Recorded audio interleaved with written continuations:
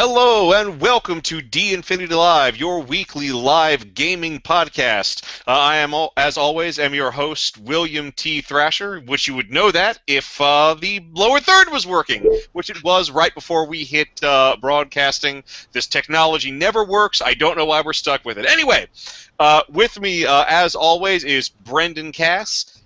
Regrettably, our regular co-host Michael Jolly of Arhola could not be here tonight. He got a little bit too jolly, if you know what I mean, and had to have some of that jolliness pumped out of him. But we do have two very special guests with us tonight.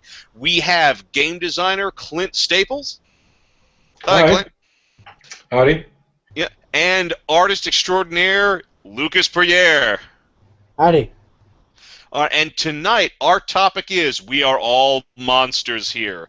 Playing the monsters in your tabletop campaign. But before we get into that main topic, we do have some news. Brendan, what is going on with our website, d-infinity.net?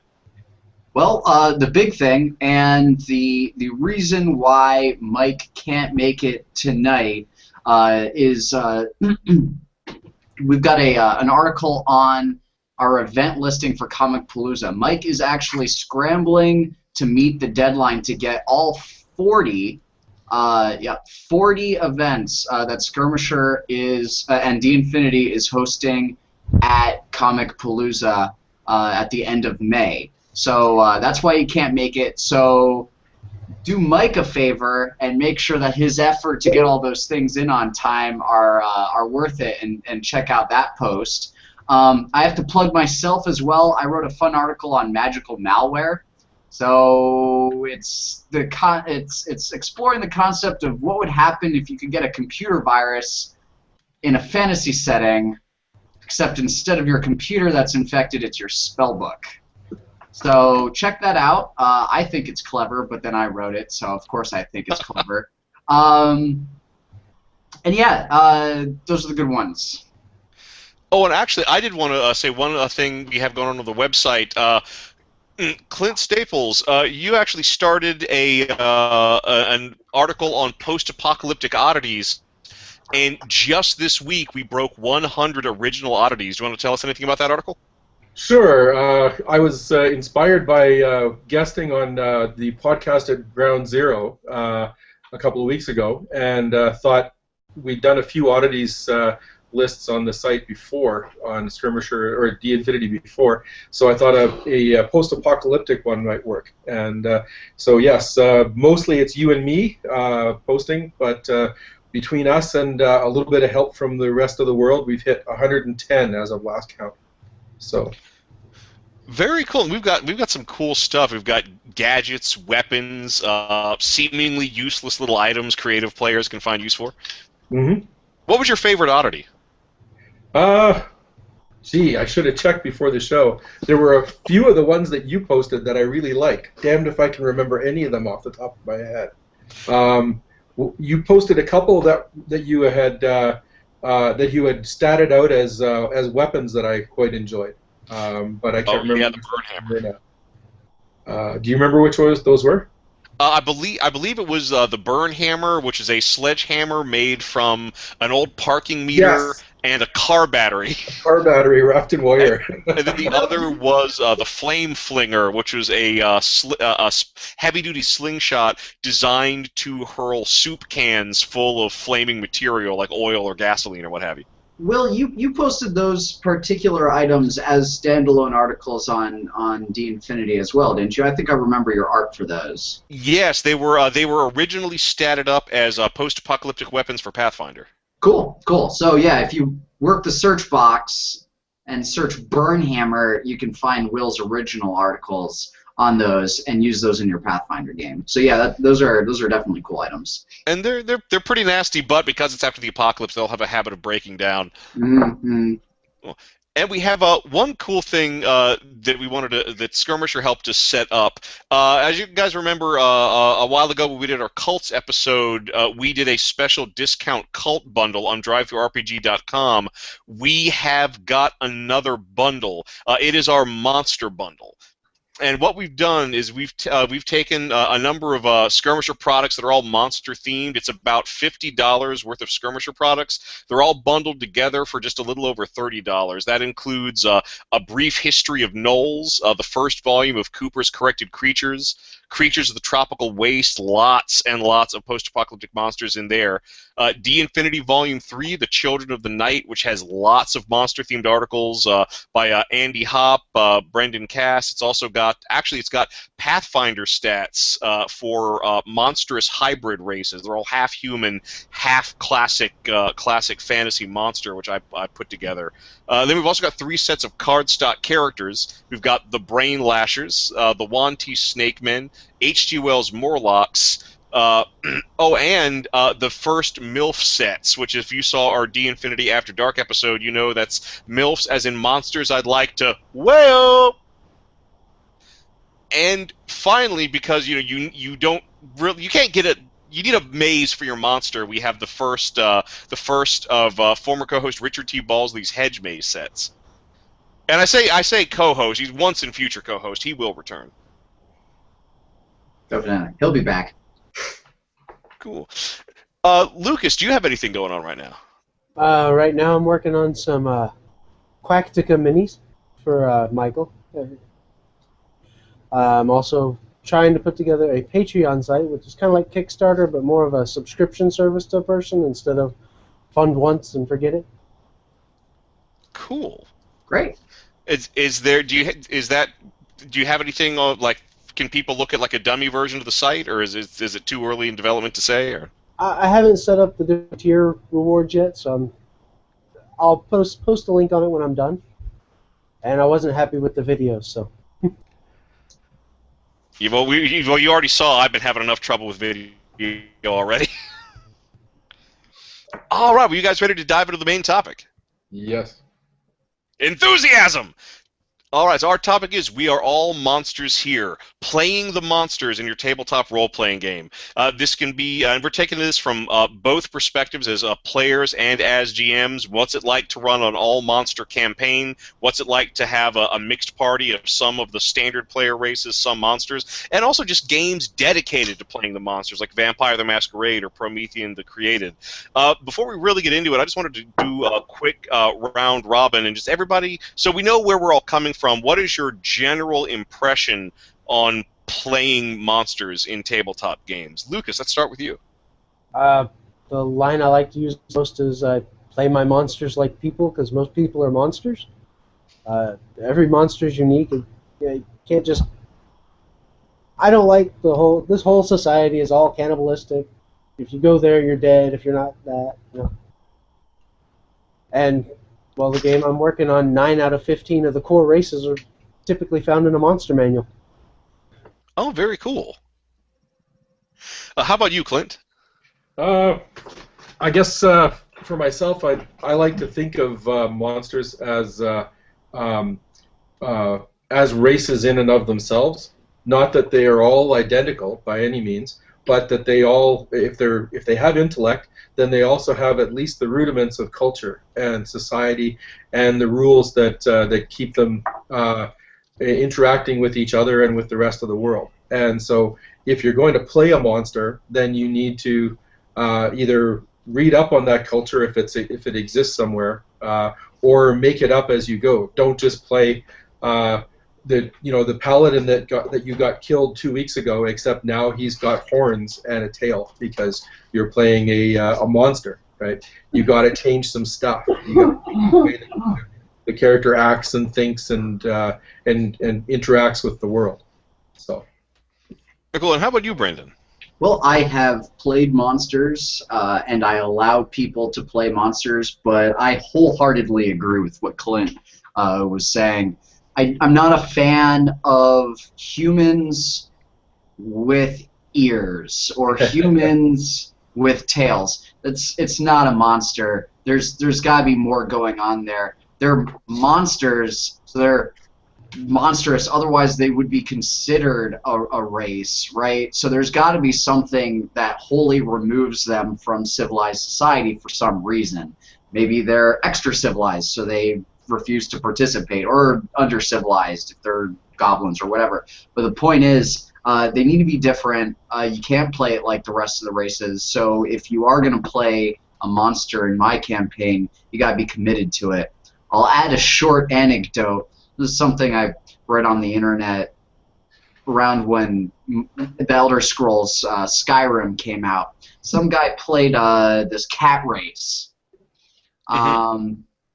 anthropomorphic cat race in that game, and what he did in the game, you might consider this a waste of time, and it is. What he did in the game was stand on tables and knock things over all game. This was an intelligent cat species, but obviously he took cat traits and took them to their most logical extreme. But that's what I mean by being committed to the fact that you're not playing a human. You're not playing a common race that has traits that are common to other people. You got to be kind of out there. You don't necessarily have to stand on the fireplace and knock pictures over, though. Yeah, and actually, Brendan, you did touch on something I did want to bring up, that sometimes to be the monster, you don't have to have horns and scales and a compulsion to drink blood. Sometimes you just have to be the outsider. Sometimes you just have to be that unknown quantity that, just by the virtue of the fact that you're the unknown quantity, terrifies the people around you and creates these barriers and special role-playing opportunities. Yep. All right. Well, actually, we actually got a lot of questions going into the show, so I'm just going to go ahead and jump straight in. Our first question of the night comes from Mike Eaton, who wants to know, what's more annoying, phenomenal cosmic power or we belong dead? Because that's 90% of supernatural PCs. This is gonna get loaded. I started role playing in the early '90s, and as a result, I've got a lot of White Wolf games under my belt, and that really was their and still is their bailiwick. You play the monsters, you play the vampire, you play the werewolf. It's all about those creatures from their own perspective, and that's actually a theme that ran through a lot of their books. That being a monster gave you all these incredible powers, but there was a tremendous amount of angst, often self-loathing, internal conflict. And frankly, I liked both, because the interesting thing about playing a character with power, any kind of power, is how you'll use it and how you won't use it, depending on what situations you find yourself in. And the other thing is, the whole angsty vampire character. Those games allowed for a lot of interesting introspection. I find in most traditionally heroic campaigns, it is very difficult or it's very rare that you ever see a character playing a character that lives in life or that is capable of any kind of introspection. But once you kind of have that angsty monster thing as part of the game, introspective characters become very, very possible, and it's really cool to dig into them. Oh, I don't know. How do you guys feel about this? Anyone want to jump in? I got a problem with that. Oh, you do you? Yeah. Angsty, introspective monsters drive me up the wall. Especially in a game where everybody they know is also an angsty, introspective monster. That angst and introspection should be brought on by being apart from everyone. If you have more power, you've got a lot of responsibility, nobody really understands what it's like to be you, that's one thing. That's where the angst comes from. That's why teenagers, they all think they're special because they like music that their friends don't like, right? That's why they get angsty, because they feel apart. If all of your friends are super powerful vampires, there's nothing to be angsty about. All your friends are just like you. You know a group of people that are just as powerful. You could all brood together, but it would be pointless. You might as well march together to accomplish something. It's really self-destructive. So if you were the one vampire in a game full of humans that were constantly ostracizing you because you're the one vampire, they're scared of you, that's one thing to be angsty about. Sure, then you murder them and you don't have to worry about it anymore. But if you're all vampires, quit whining and get a job. How about you, Clint? Well, it's been a while since I played White Wolf stuff, but from what I remember, some of the main angst in the group that I played in was because although we were all, as Brendan put it, uber powerful vampires, we all stuck together because we had to, not because we wanted to. Nobody trusted anybody else. Everybody sort of expected that if they let their guard down, they would be vamped in turn and cannibalized, or I can't remember the term Diablerie. that White Wolf used for it, but and so and yet we, like a good TV show, we also had points where the characters agreed on things and had common goals and that kind of stuff. So there was sort of sliding scale that went back and forth from session to session about who was on whose side and who was willing to do what for who, but no one was willing to trust anybody ever. And that's where a lot of the sort of internal conflict came from, because you were sitting there going, well, why should I bother trying to be a human or be human-like, and why should I bother trying to be worthy of trust when all the only people that are in my own life would kill me if I turn my back? Well, I can understand why you might be angsty if all your friends are dicks. That makes sense. No, I mean, this is something that I think that the game system did a really good job of creating the different clans and the fact that you if you cannibalized another vampire who was more powerful than you immediately grew in power, right? And the only way you were secure is if you were top dog. So there was always a strong encouragement for people to go off the reservation, as it were, and start feeding off their friends, right? So it made for some really good sessions, anyway. So. And actually, that goes into another related thing when you're playing a game where everybody is expected to take on the role of the monster. There are monsters that the monsters fear. There are monsters that prey on lesser monsters. You know, just because you're a vampire doesn't mean you don't have other more horrifying things to worry about. You know, whether it's werewolves, monster hunters, or vampires that are willing to go farther than you are willing to go. Lucas, do you want to weigh in on this? I think I did in the comments section of that, but it was kind of a joke. The Oprah Winfrey thing. Oh, yes. Although, in fact, she is not a werewolf. She is. Sorry, she's not a vampire. She is a Verdoger. But in the game I'm working on, I have two types of trolls, and the lesser type has a disadvantage called Ravenous, which they have to do a will check every morning, where they will eat the first fleshy thing they see, including party members. No, you say lesser troll. What exactly do you mean by that?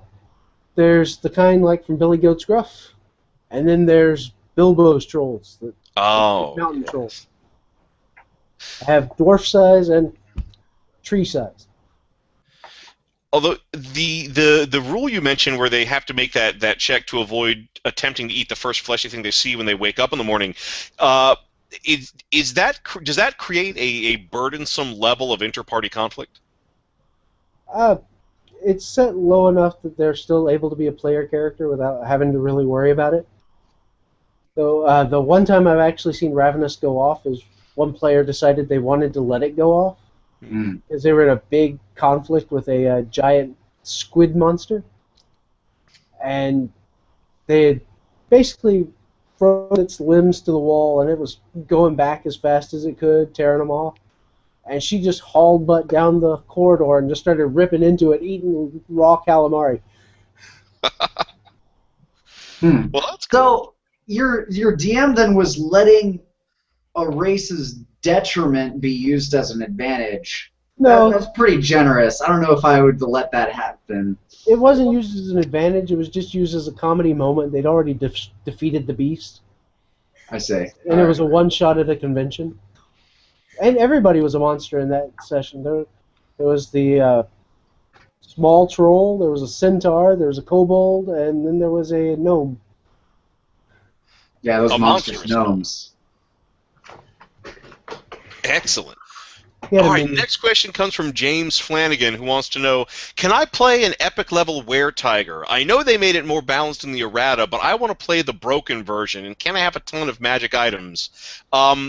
Yes, you can play that, James, but only because everyone else is going to be playing a were-tyrannosaurus. But there's Or tiny because little you arms. only have 11 hit points. You are still first level. Although that does bring up something when you have the monstrous character that a person wants to bring into the game just because it is ridiculously powerful or just because it is so completely bizarre and unlike anything else anybody is playing in the game.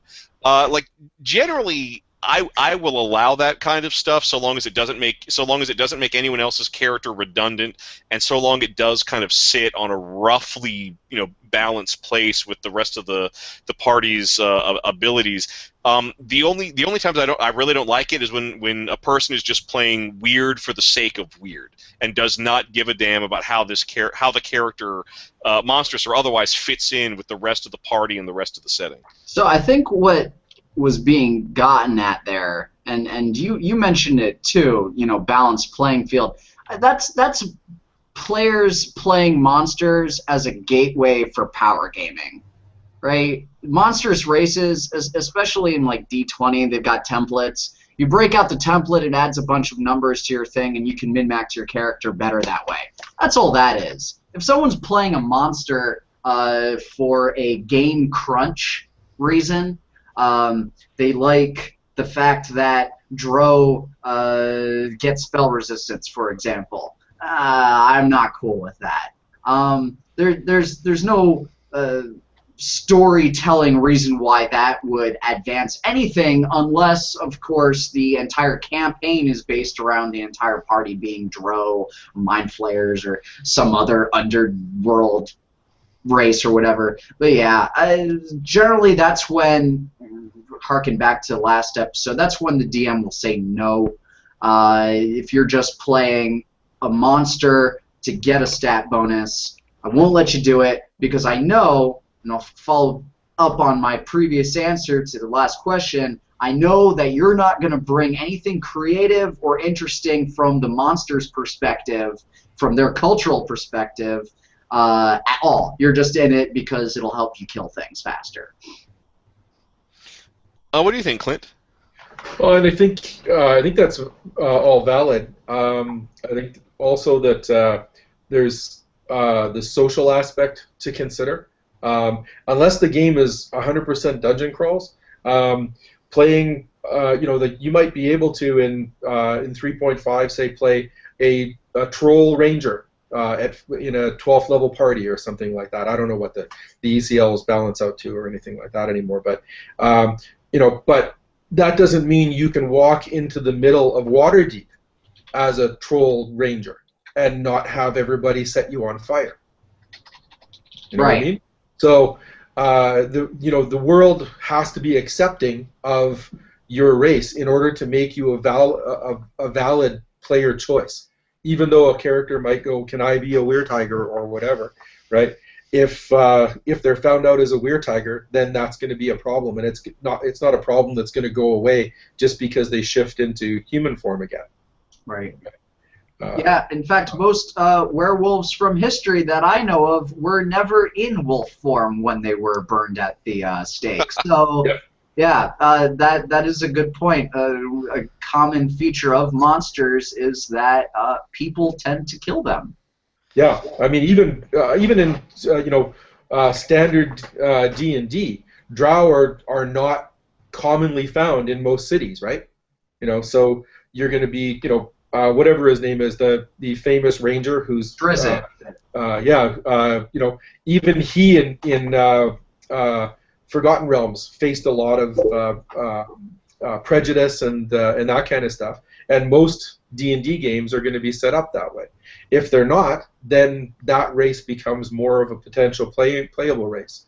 But then the GM should balance the spell resistance of the drow with the fact that they have real trouble staying out during the daytime, and all of the other drow problems that there are. So. Yeah. And actually, you're talking about every time he goes into the city, the locals just see a big old troll and want to kill him. That that is actually something I've done when I've run any kind of game where somebody wants to play a particular type of character that is feared and hated by the majority of the setting's populace. I do flat out spell it out. Do you and the rest of the party understand that every time, unless you take lots of precautions, every time you go into a civilized area, you are going to make tons of enemies, just by virtue of being there. And the I would rest of the say, party because of they associate with them. indeed, and actually that's actually led to some fun arrangements. I don't remember what the monster was. I think it was like a science fiction game I was doing, and there was this one race of aliens that were just these giant monstrous things that, because of an old war, everybody had hated, and one of them was in the party. So whenever they went into a human settlement, what they would do is they would put a fake chain around his neck, and they would just lie to everybody and say, "Oh no, this is one we've captured and we've tamed. He's incapable of hurting everybody." And then they would point to an LED they had superglued to the back of his neck. "See, he has a rage suppressor. It's impossible for him to hurt you." And those bluffs would let them get this guy into just about anywhere in civilized space, and it was some cool thinking on their part. Well, and the verisimilitude is a fairly stretchy concept, right? If everybody's having fun, if everybody's on board, then what's wrong with it, right? It's very true. The one thing, at least in my experience, the one thing I don't want to happen is when you have that kind of monster character and they say they understand that it's going to be dangerous for them to be in civilized areas, and then when they get into civilization, don't take any precautions, and the locals get their torches and pitchforks. The whoever's playing the monster immediately kills the peasants, thus justifying his entire race's horrible reputation as monsters. Well, right. You have to break out. Sorry, go ahead, Brendan. Oh, all right. You have to break out like a typical human trope too.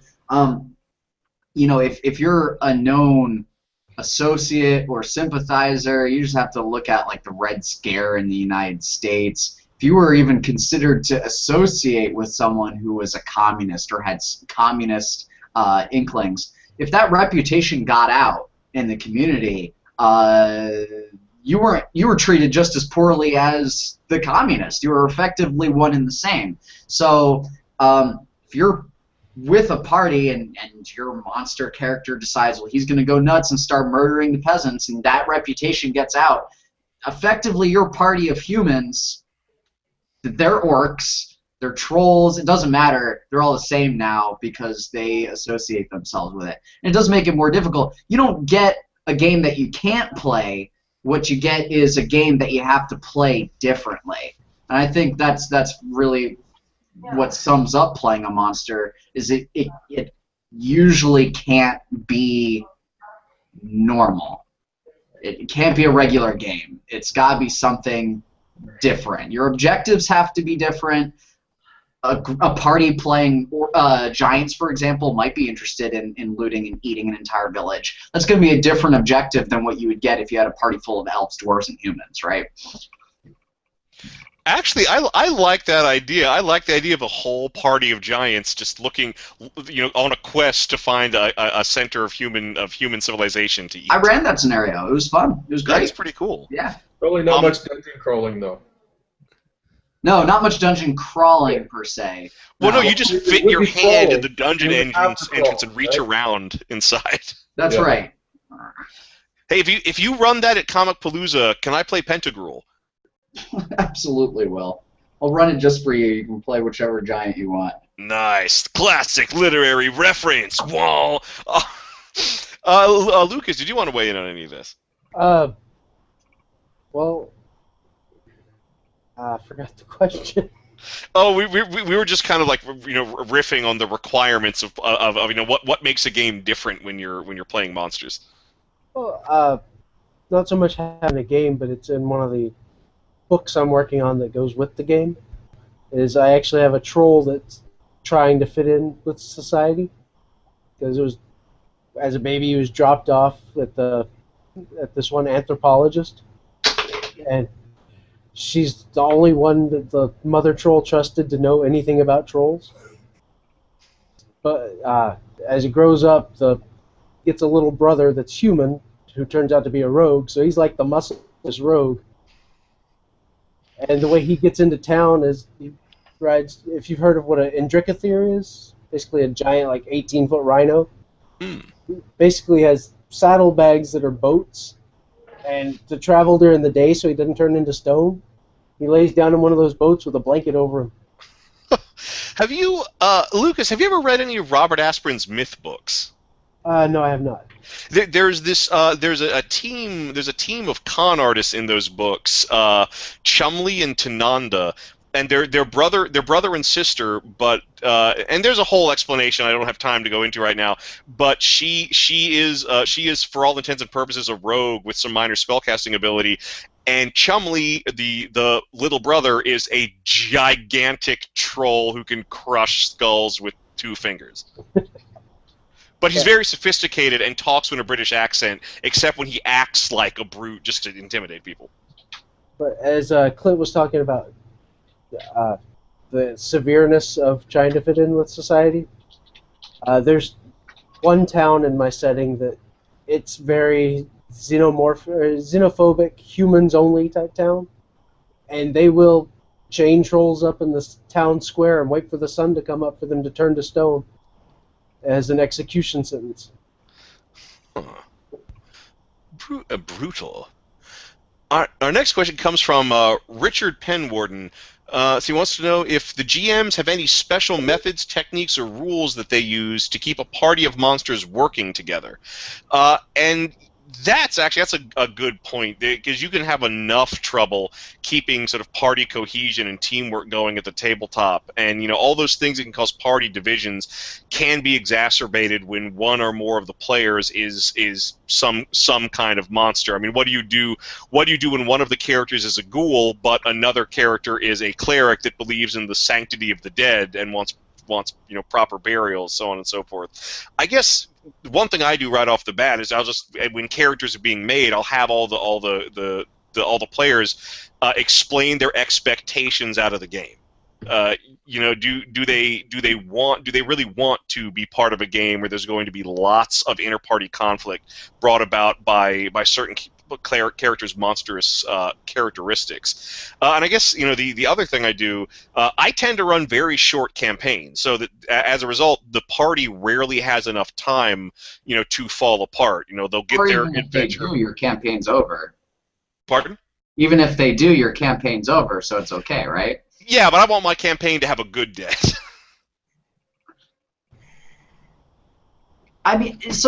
Playing a bunch of monsters, it's the same problem. It's the same problem DMs run into as when their players are playing evil player characters, right? So you've got the evil problem, plus that's exacerbated by the fact that a lot of these monsters culturally or naturally might have some violent tendencies. So you're taking evil and then you add a little bit more chaos in there because of whatever people think the tendencies of these monsters is going to be. It's important early, so I've found it's important that with evil parties in general and monstrous parties in particular, it's important that all of my players understand why it is important for each one of them to be there, to be together. Because things start falling apart when evil characters are all utilitarians, right? It's all within the range of their benefit to themselves. They need to understand why it's important for each party member to be a member of the party, otherwise they'll start whacking each other. Otherwise, they wouldn't have formed a party to begin with. The guy would have approached them in the troll equivalent of a tavern and said, "Hey guys, I want to join up," and they would have killed him right then and there because they wouldn't have seen the value in him being there, right? So as the party is formed, as they're going on their adventure, everyone needs to be on the same page of why each member of the party is important to their success. And the success has to be, as a whole, more valuable to each individual than the instant gratification of killing the person that they have a problem with. That's not to say there won't be conflict, but at least that way they won't be killing each other off. How about you, Clint? Well, I think there's a lot of truth in that. A couple of things that I've done. First of all, I've never run a game that is all monsters, with the exception of games like Vampire: The Dark Ages or that kind of thing, where that's the whole intent. But I've never run a D&D game or that kind of thing where the whole party is made of monsters. But anytime I get a group together of new players or the same players in the game, I make sure that they are aware that they're part of a group and that their characters have to be part of a group. And I think we were talking about this on the site, I think after last session. If you're going to play the kind of character that doesn't want to adventure, then that guy stays home and you play a different character. If you're going to play a monster that's not going to be with the party, then play something else. Leave that monster outside the party, right? So commit to the kind of game that it's going to be, and have fun within that structure. You know, so that's one of the main ways that I've tried to sort of avoid trouble. The other one being explaining to the player of the monster right up front that I'm going to be harsh about the kinds of things that monster would run into trouble with. So if you're a vampire and you walk into town and you start eating people, then you're going to have the clerics start looking for you. If you're a troll and you stagger into town in the middle of the night and you burst out into the night market and there's people around, they're going to start running and screaming, and torches are going to be thrown and that kind of stuff. There's, they have to play in the same world as everybody else. So. Actually, something I've done in a couple of both monstrous and evil campaigns is that the whole party exists because they're servants of some sort of dark overlord or fallen god, and this tends to keep a lot of party cohesion, because if the party breaks up and they displease their overlord, well, he will unleash a terrible vengeance upon them. You do not want to piss off Sauron. Well, you only do it once. Yeah. That's right. Once is enough.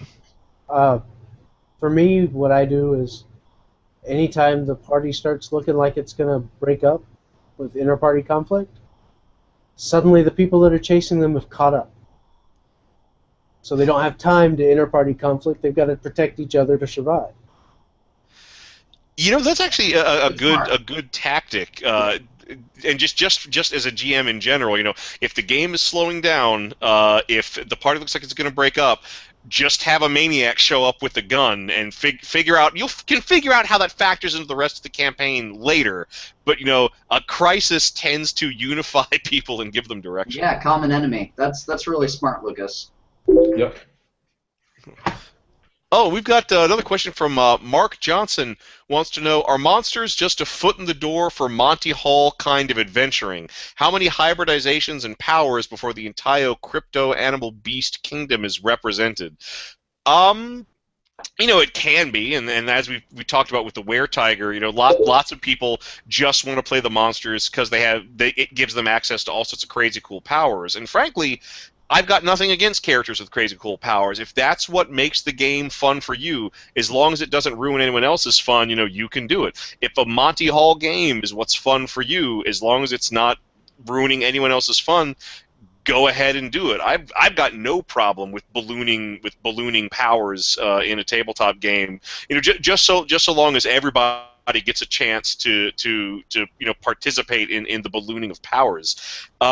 As far as how long it takes before all the craziness is represented, it really depends. Very often I find that there's kind of like the one monster everybody goes for, and so you don't get a griffin in a party with a troll and a party with a vampire, because one monster just becomes the cool monster and everything kind of gets filtered through that lens. I don't know. What do you guys think? Well, I have to say that I'm not really interested in working a player through their attention or attention-seeking issues because they don't feel like they're cool enough at the table at the expense of other players. That's something that we've covered in the past and is going to be a common theme. I think it's the nature of the beast. You're working with geeks, right? And they've all got other personalities, atypical personalities, and sometimes that makes them feel like they don't get enough attention. And they'll seek to find that attention in the game by playing something really weird. And then as far as the Monty Hall bit, yeah, there are a lot of templates and monster types that can be min-maxed. Unfortunately, when you take your game system and publish dozens of add-on books without balancing every single aspect of play, when with a really, really big game system, that's very difficult. You don't balance every single type of play, you're going to end up with the best class. So, yeah, you have to be cognizant of that. And basically go with what Will says. If everybody is playing a broken character, they're not broken anymore. Everything becomes equally unbalanced. That's right. Everything becomes so broken that it's all balanced again. It comes full circle. And then those players can do broken things that they might not have been able to accomplish as normal characters, right? But that just becomes the campaign. You adjust the difficulty of the scenario and the things they're trying to accomplish. Boom, it's balanced again, no problem. So I mean, it takes a little bit of flexibility on the GM's part, but you can manage it. Clint, Lucas, do you want to weigh in on this? It's one reason I like point-buy games is that everything stays balanced if everything costs about the same, and even the races are built on the points. Cool. Clint? Well, two things. I think first of all that every player plays for their moment in the spotlight. So, and that's a good thing, right? They also play for other people's moments and for the rest of the session. But every player and every character deserves their moments of cool around the table. And people that are playing monsters maybe are thinking that they'll get more moments. Maybe they're just thinking they'll get different kinds of moments, and those are perfectly okay ways of approaching the situation.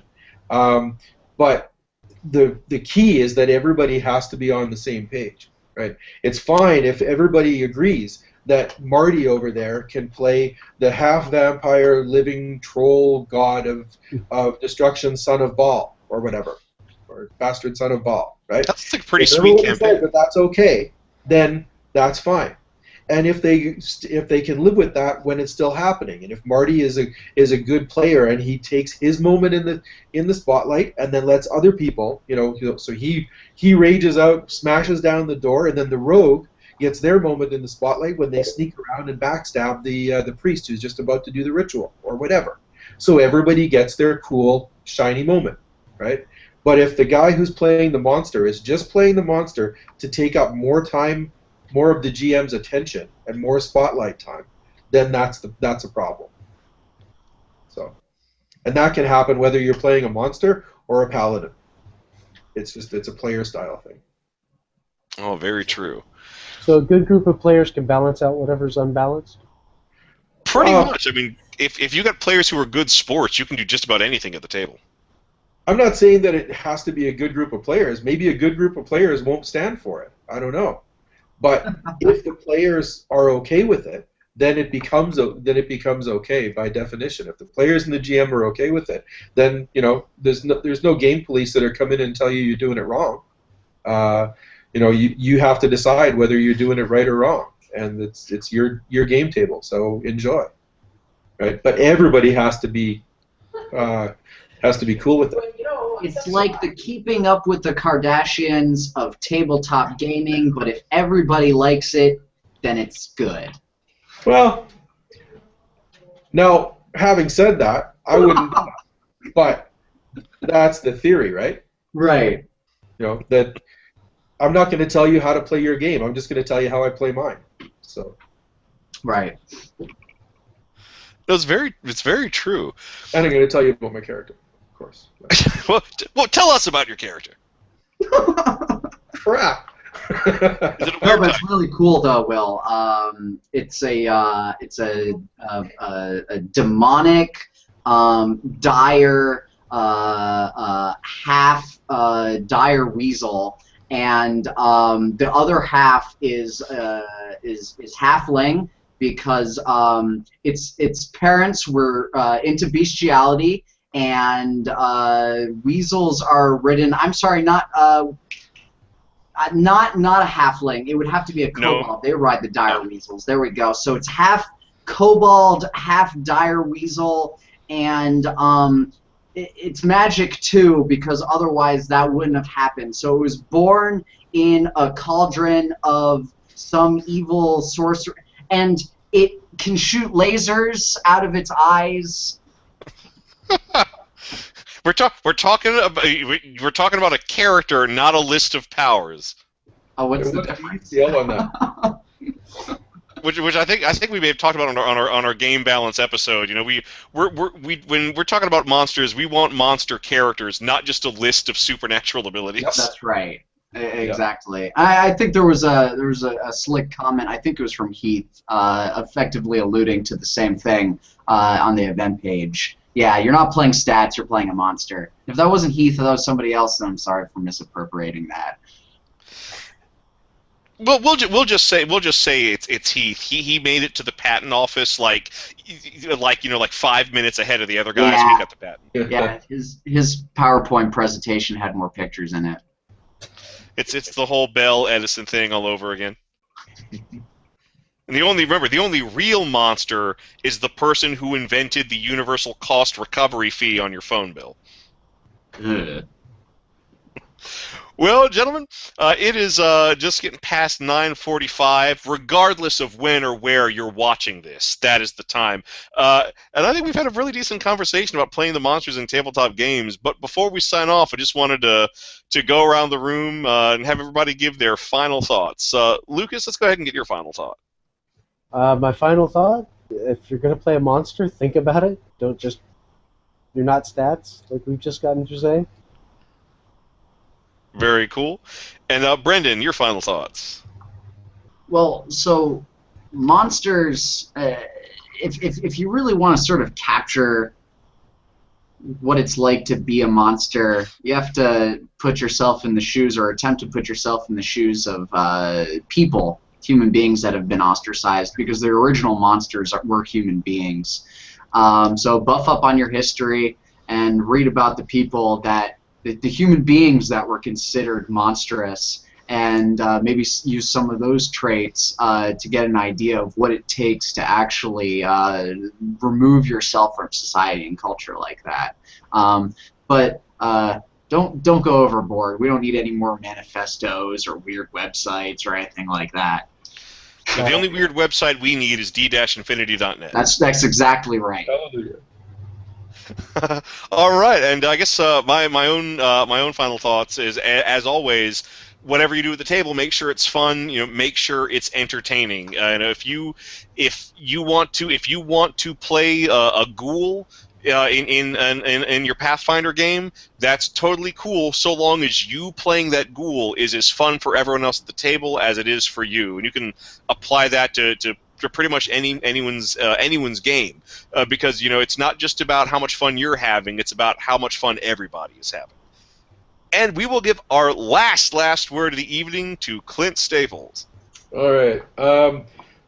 Something we didn't talk about really, but from the GM side of the table, looking at how monsters and monstrous abilities can affect the style of game that you're playing, not just because they're blood drinkers or whatever, but if you're playing in a fairly typical D&D setting, for example, and you've got a low-level party, one member of the party who can naturally fly because they have wings can really alter the way that adventures happen. And that's okay if you prepare for it as a GM. But if you've got a lot of pits and other things that people have to climb over or swing over or that kind of crap, and suddenly the guy who can sprout wings just flits over there and flips the switch, well, that screws up a lot of your planning. So take those special abilities into account the same way you would take into account spells that a wizard could cast and that kind of stuff. It's very true. You don't want to you don't want to give a player too many free passes to get out of certain challenges. Disguise it as a free pass and punish them for it. When they fly over the pit, put tripwires over the top of it that lower the ceiling and squish them into it. Yeah, or reverse gravity. They end up going up into the spike pit. Or darts that come across, so that darts that come across, perfect. If you go above a certain height, it just starts flinging at you. See, you can do it. You just have to take it into account. Oh, that's exactly right. And you have to keep in mind, in a world where it's common enough for people to have wings, their foes will have accounted for it. And players, keep in mind, it's not bullshit. If you're playing that monster, obviously there are enough of them around that when you go to your consultant dungeon trap architect, he's like, yeah, so this will work for 99% of your use cases, but you have to keep in mind the guy with the wings, so for an extra 50 gold pieces, I'll throw in the dart trap. And you're like, well, I probably won't have the guy with the wings, but I'm totally going to kick myself if I get a guy with wings and he breaks into my dungeon. So you know what? Here's your 50 gold, and there's the dart trap. Well, although I do got to ask, how many people have tried to fly indoors because like a corridor 10 feet across, your wingspan's probably 15 feet, so you're not necessarily going to be able to get off the ground. Well, that's a good point too. If you're a full-size human being, wings are pretty big. Because that's the thing about characters that can fly. You need a sky. Right. That's why birds, I guess, weren't invented inside or something. No, birds evolved from flying squirrels. Oh, right. All right. Well, ladies and gentlemen, that has been D Infinity Live. We're all monsters here. So always check out our website, d-infinity.net. Go to drivethrurpg.com. Check out our D Infinity Monsters bundle. And so for myself, William T. Thrasher, for Brandon Cass, for special guests Clint Staples and Lucas Priere, and for the absent but not forgotten Michael Jolly Varhola, this has been D Infinity Live. We will see you all next week when our topic will be world building.